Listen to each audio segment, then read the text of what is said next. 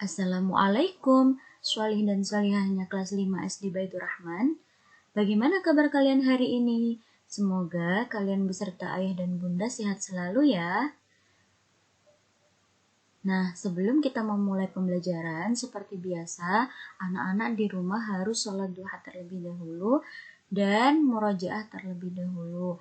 Dan jangan lupa, karena sekarang hari Jumat, anak-anak disunahkan untuk memotong kuku dan berinfak yang terbaik.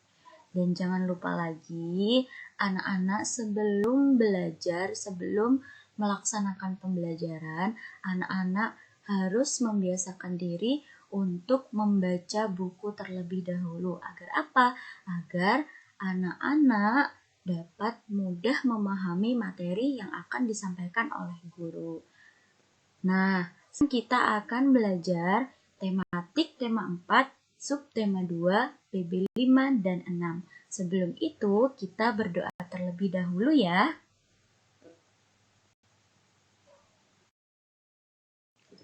Bismillahirrahmanirrahim. Raditu billahi rabba wa bil islami dina wa bi Muhammadin nabiyyan wa rasula.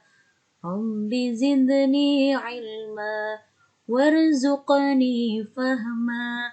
Rabbi ishrah li sadri wa yassir li amri wahlul 'uqdatam min lisani yafqahu qawli.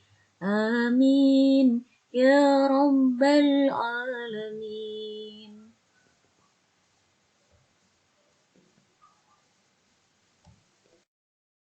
Nah, materi yang akan kita bahas yaitu yang pertama kita akan membahas materi IPA, SBDP, Indonesia, dan PPKN. Nah, yang pertama kita akan membahas materi IPA, KD 3.4 dan 4.4, mengenai tentang faktor-faktor yang mempengaruhi kesehatan sistem peredaran darah. Apa sih faktor-faktor yang mempengaruhi kesehatan sistem peredaran darah?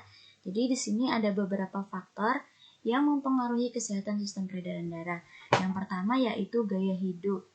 Nah, biasanya seseorang yang memiliki gaya hidup yang kurang baik itu akan rentan sekali terkena gangguan sistem peredaran darah.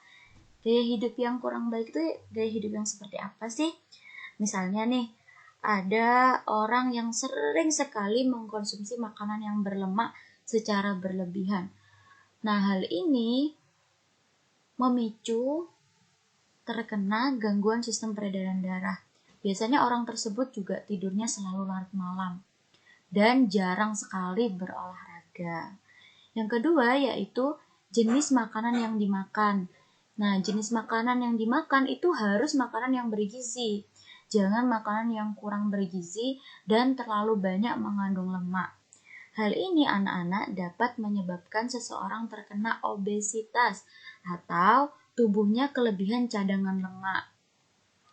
Nah, hal ini juga dapat memicu meningkatkan resiko penumpukan lemak di dalam pembuluh darah, yang akhirnya terjadi hipertensi dan jantung koroner. Nah, hipertensi dan jantung koroner, apakah anak-anak masih ingat? Di materi sebelumnya kita sudah membahas hipertensi, hipotensi, dan jantung koroner. Kalau anak-anak lupa, anak-anak bisa dibaca lagi ya materinya. Yang ketiga yaitu dari faktor keturunan. Nah, kemarin kita juga sudah belajar tentang faktor keturunan dan faktor non-keturunan. Salah satu faktor keturunan di sana ada penyakit yang namanya hemofilia. Nah, di sini dicontohkan, misalnya kalau faktor keturunan, karena kemarin kita sudah membahas faktor keturunan, kalau faktor keturunan berarti di nenek moyang kita atau di keturunan-keturunan sebelum kita itu memiliki salah satu penyakit yang bisa diturunkan. Nah, di sini contohnya yaitu Jika orang tua, ayah atau ibu menderita hemofilia, maka 50% anaknya memiliki kemungkinan terkena hemofilia. Jadi, semisal di salah satu keluarga kita ada yang memiliki atau penyakit hemofilia, maka 50% dari keturunannya akan menderita penyakit hemofilia juga. Karena 50% berarti ada kemungkinan keturunan tersebut juga tidak akan menderita penyakit hemofilia.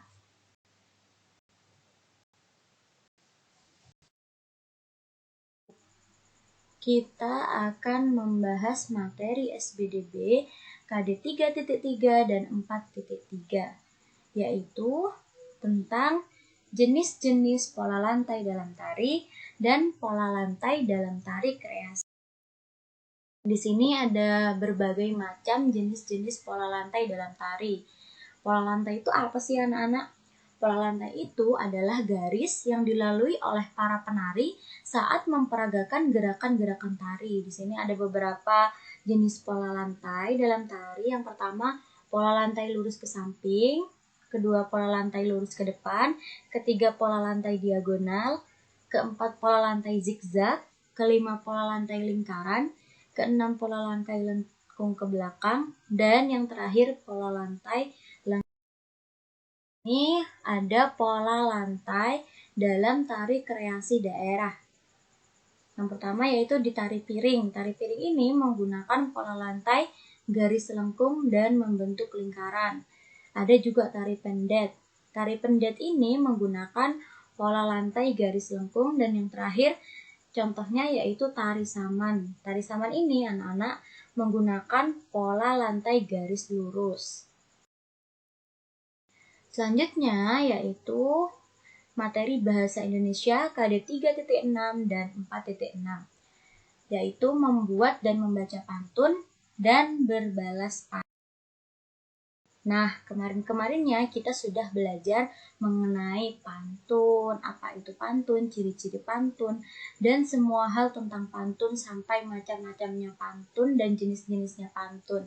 Nah, sekarang karena kemarin anak-anak sudah belajar membuat pantun, sekarang kita akan belajar membuat pantun dengan langkah-langkah yang tepat. Ada 4 langkah dalam membuat pantun. Yang pertama, kita harus menentukan temanya terlebih dahulu. Pantun apa yang akan kita buat?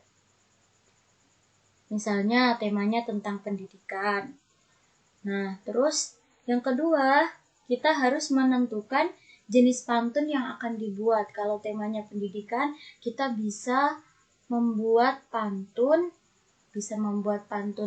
jenis nasihat, bisa membuat pantun jenis kiasan, atau bisa membuat pantun jenis jenaka. Itu tergantung dari kreasinya kalian. Nah, langkah yang ketiga yaitu kita membuat bagian isi pantun terlebih dahulu. Jadi sebelum kita membuat baris yang pertama dan kedua alias sampiran, kita harus membuat isinya terlebih dahulu. Jadi baris ketiga dan keempat yang kita buat dulu, baru kita membuat sampirannya. Yang terakhir, kita membuat sampirannya pantun setelah kita membuat isinya pantun. Nah, selanjutnya yaitu berbalas pantun.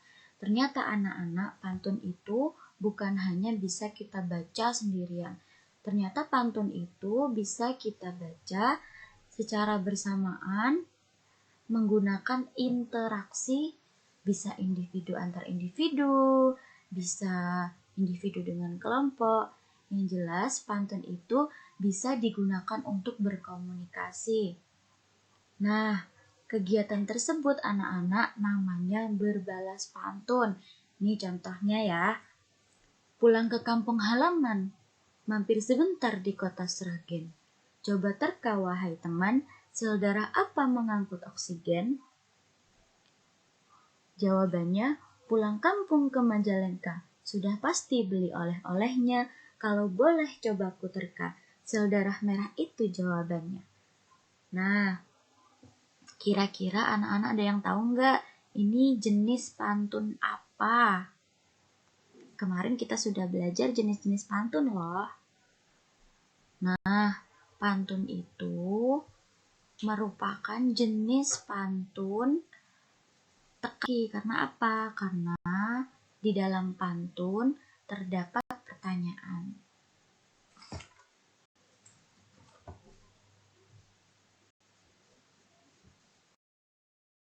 Nah, karena tadi kita sudah membahas materi bahasa Indonesia, sekarang kita beralih ke materi PPKN KD 3.2 dan 4.2, yaitu tanggung jawab dalam melaksanakan tugas. Ayo, siapa di sini anak-anak yang sering menunda-nunda mengumpulkan tugas dan menunda-nunda untuk mengerjakan tugas? Oke, anak-anak, di sini ada bentuk contoh tanggung jawab dalam melaksanakan tugas yang diberikan oleh guru. Yang pertama yaitu mengerjakan tugas dengan bersungguh-sungguh. Jadi anak-anak kalau misalnya mengerjakan tugas itu jangan asal mengerjakan tugas, tapi harus dikerjakan dengan sungguh-sungguh agar anak-anak bisa memahami potensi yang anak-anak miliki. Yang kedua yaitu mengerjakan tugas masing-masing sesuai dengan keputusan bersama. Dan yang ketiga, mengumpulkan tugas sesuai dengan waktu yang telah ditentukan. Jadi kalau misalnya sama Kak Indah disuruh mengumpulkan hari ini, harus dikumpulkan hari ini, kecuali anak-anak ada yang berhalangan hadir, atau anak-anak sedang ada keperluan di luar, atau sedang sakit, bisa izin. Tapi selain itu, anak-anak harus mengumpulkan tugasnya tepat waktu. Jadi tugasnya jangan ditumpuk-tumpuk. Dapat tugas sekarang, langsung dikerjakan sekarang. Agar apa? Agar tidak tertumpuk dan akhirnya tetap semangat, tidak malas-malasan. Kalau tugasnya ditumpuk, itu pasti akibatnya ujung-ujungnya akan malas untuk mengerjakan tugas. Sampai di sini semangat terus ya, anak-anak. Karena materi semuanya sudah selesai, mungkin cukup sekian ya pertemuan dari Kak Indah. Jangan lupa anak-anak di rumah tetap menerapkan protokol kesehatan. Dan jangan lupa sholat 5 waktunya, murojaahnya, sholat duhanya, dan tetap semangat dan belajar terus rumah. Terima kasih dari Kak Indah. Wassalamualaikum warahmatullahi wabarakatuh.